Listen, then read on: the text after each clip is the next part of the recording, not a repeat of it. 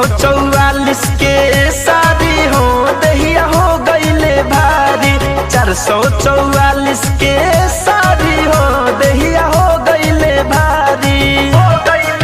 किया रे कोठा ऊपर सैया देवना मांगे। ए अम्मा जी कोठा ऊपर सैया देवना मांगे। ऊपर से करे रंगदारी हो दहिया हो गईले भारी। 444 के साड़ी हो दहिया हो गईले भारी।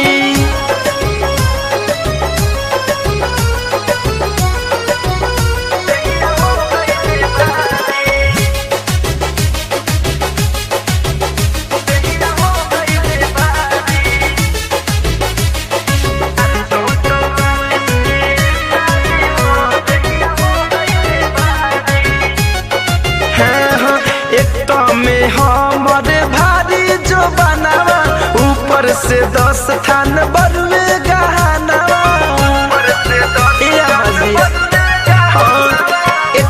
में हमरे भारी जो बनावा ऊपर से 10 थान बरुए गहनावा।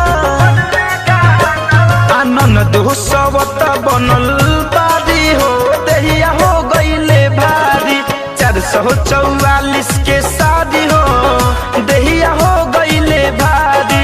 444 के साड़ी हो दहिया हो गईले भारी।